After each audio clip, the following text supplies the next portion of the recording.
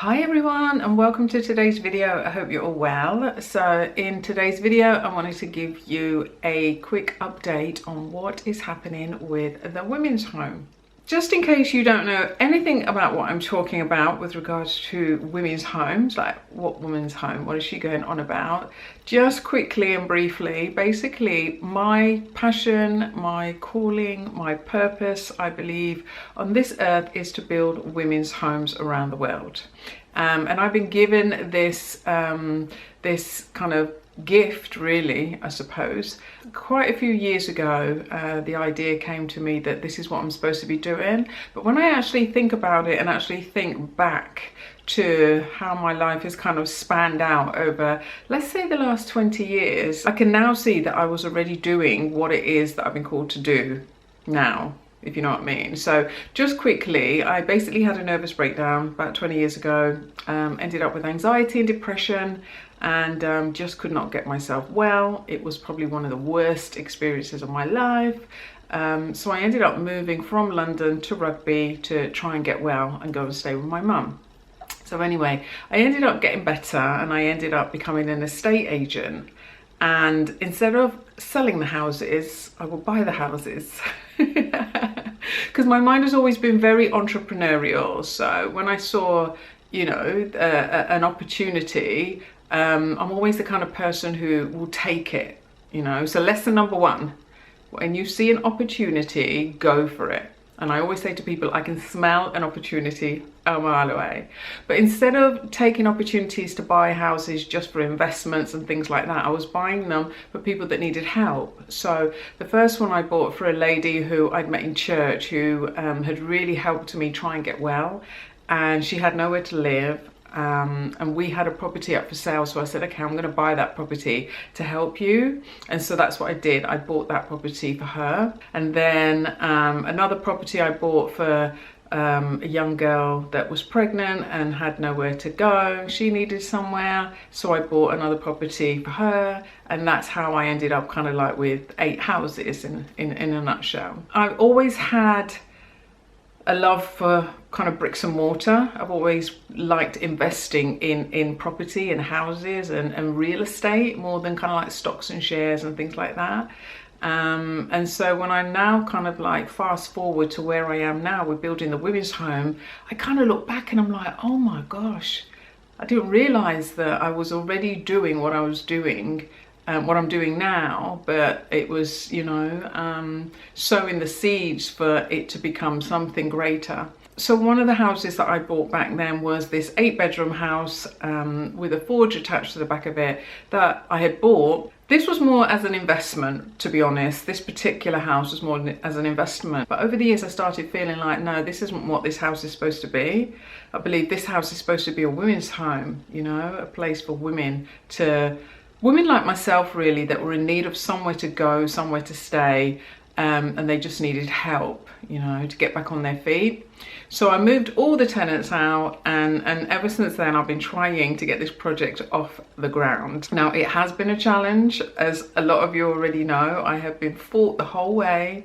It's the only property that I bought with somebody, an ex-partner, and we had some kind of battles going on there with regards to the property. But I say battles, but he's a really, really good guy, really good guy. And, you know, I just believe that when you're trying to do something to help others, then, you know, forces are going to come to try and stop you from making that happen.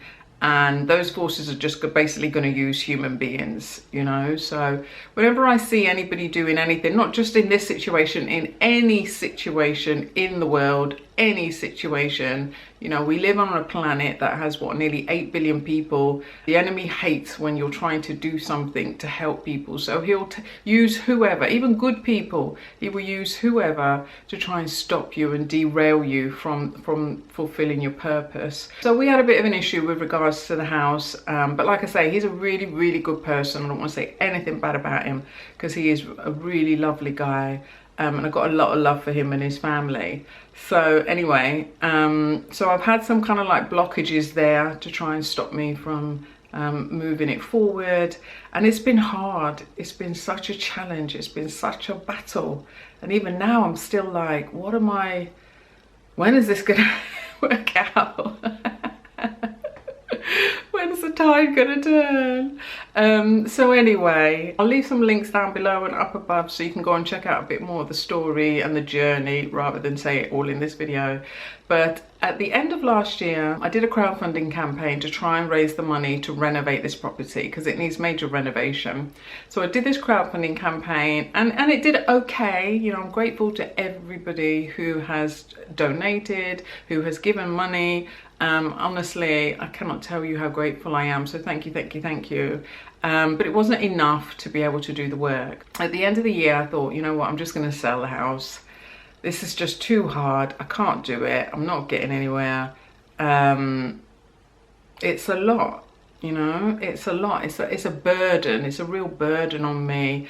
And I just can't see the way out, you know, I really just can't see the way out. So anyway, in December I decided, look, I'm going to sell it. And then it got to January, and then unfortunately my dad died in January.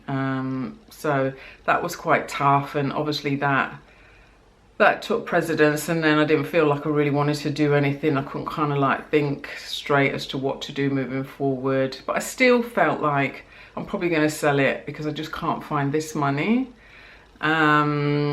So one of the things that had happened though during last year was that I had taken on a builder who I know is a great builder. He could do the job without a problem. But I always felt like he never seemed very happy when I would meet him at the property, and he never seemed really very happy. His spirit always seemed a little bit sad, a little bit, you know, didn't smile a lot, and I just kind of dismissed that, to be honest. I just thought, okay, it doesn't matter.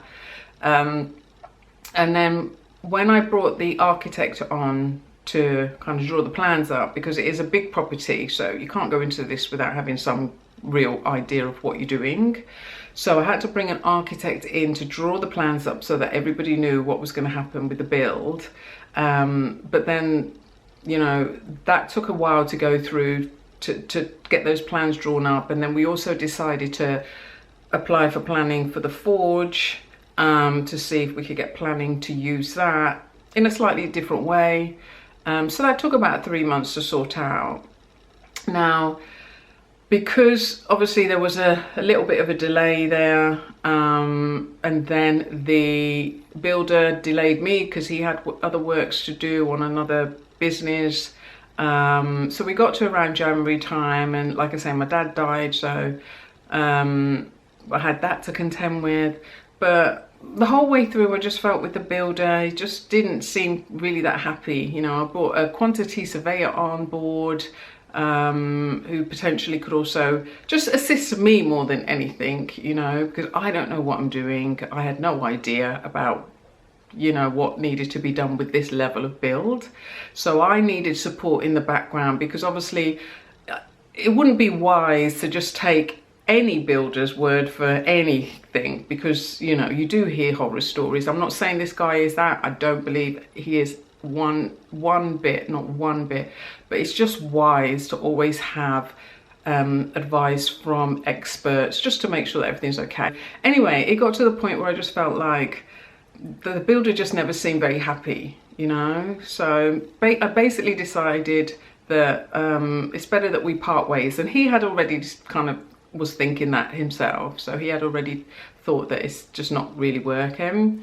So we agreed to kind of like part ways on this build, and all I can say is what a change the project has taken on now. So what ended up happening was I ended up meeting another builder in my church. He had already responded to a post that I put out on a forum, just like asking questions about the build and stuff in November, but he was busy and he couldn't, you know, really help advise me and stuff. So when I did speak to him, he already knew about the project. So I was like, oh, okay, fine. So he said, look, let me come and take a look at it. So I was like, fine, great. So we came and took a look at it, and I cannot even tell you the difference between this builder and the other builder. He was like a kid in a candy store. A kid in a candy store. He was so excited. He was like, this house is amazing. The whole project is amazing. And when he walked into the forge, he was like, oh my goodness. And that's what everybody's reaction, because you don't think that kind of building is there, So he was just in shock and in awe of the whole thing. Loved the whole project, and he was giving me all these ideas. You can do this and you can do that, and he was talking about another project that he had worked on where they needed some blinds for it, so they went and costed up blinds. But in the end, the blind company just donated the blinds to the project. And he was talking about another project where there were builders coming in from like Leicester and places to help, and in the end there was like 30 builders on site and on the project. And honestly, the whole vibe, the whole spirit of the house just changed just with that one person.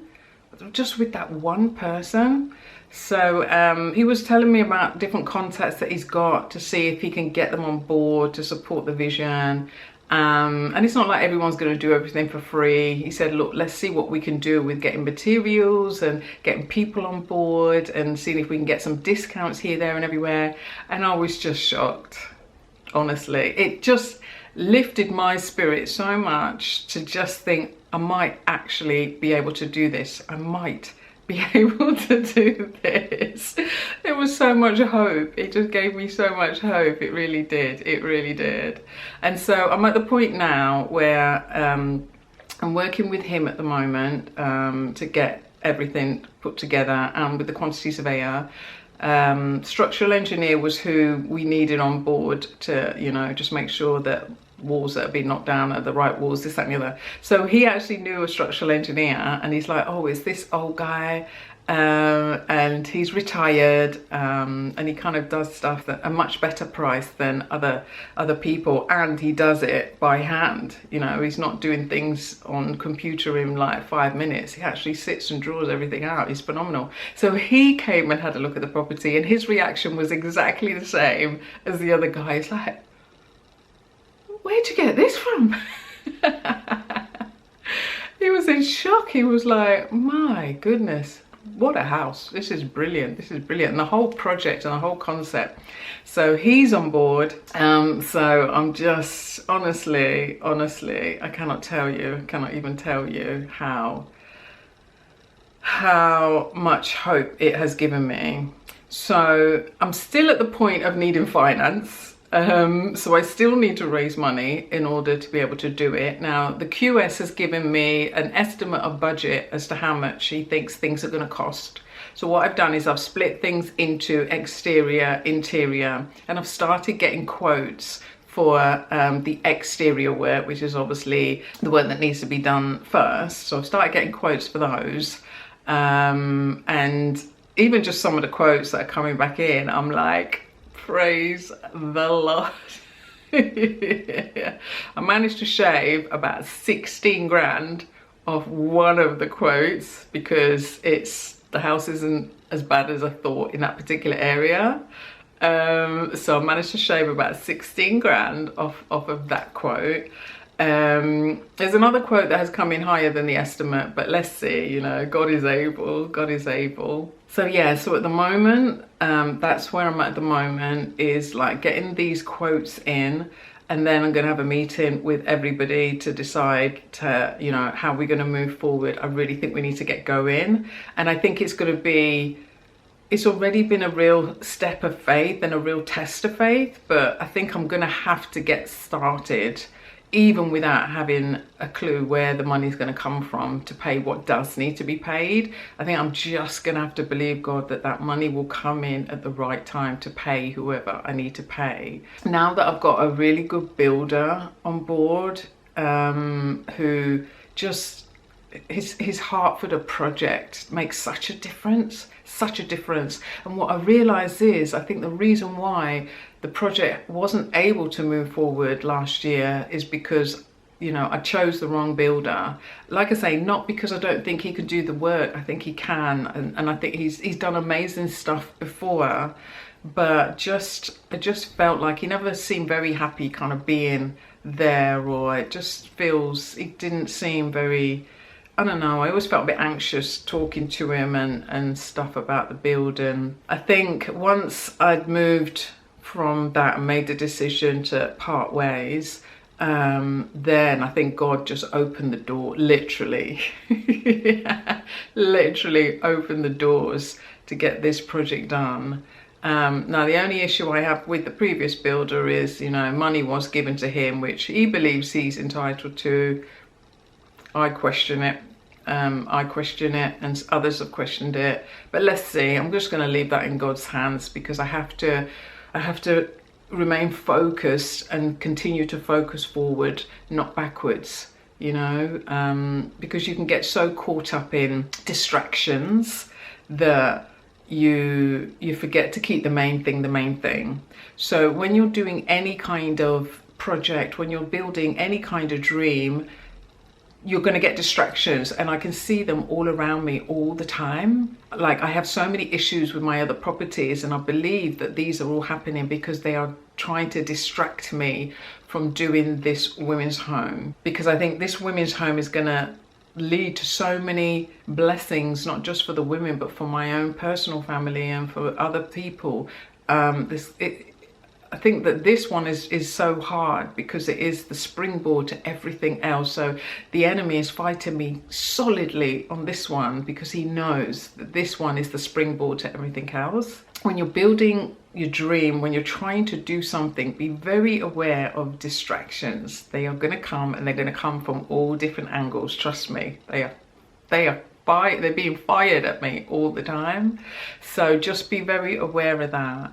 And also be aware of the fact that sometimes things are not moving forward and things are not happening because there's a blockage there. Do you know what I mean? There is a blockage there. Now, my blockage, by the looks of it, seems to be that I just picked the wrong builder for this particular project. Maybe for another project, great, not a problem. But for this particular one, I think it was the wrong person, because what I'm seeing with the new builder is that he's trying to save me money all over the place. He's trying to save me money everywhere. And that's what I believe God did not want me to overspend on this build. You know, that wasn't what he wanted me to do. Just be very mindful of the fact that there may be blockages in your dream moving forward because something doesn't align, something is not quite right, something is out of sync. And as soon as that moves out the way, that blockage moves out the way, all of a sudden everything else just kind of like, things just start to stack up. I know this video is a bit longer than I anticipated, but I just wanted to share with you that this is where I'm at the moment with the house. I appreciate your prayers. Please continue to pray for me because I've still got a long way to go.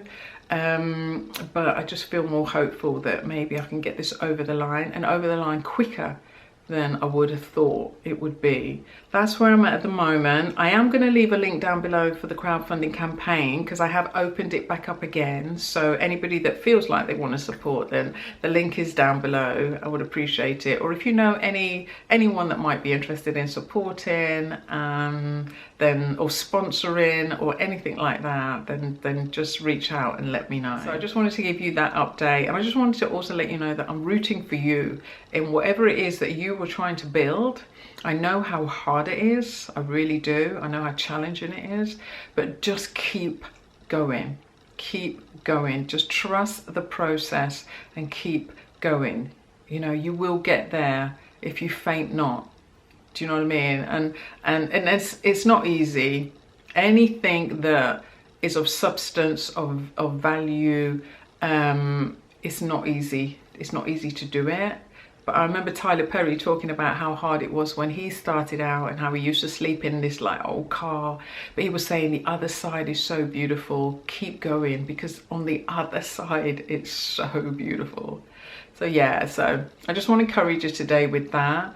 I am going to be opening up my course, helping you if you have a dream that you want to fulfill, then I do have a training course that I'm going to be running again. I did it last year and it was so successful that I'm going to do it again. So I'm going to leave a link down below with a bit more information about that, where you can just sign up to a bit more information on that. And kind of, you know, my heart is to help you build your dreams whilst I'm building mine. So anyway, I know I've rambled on in this video, but I hope to see you in my next one. Thank you so much for watching.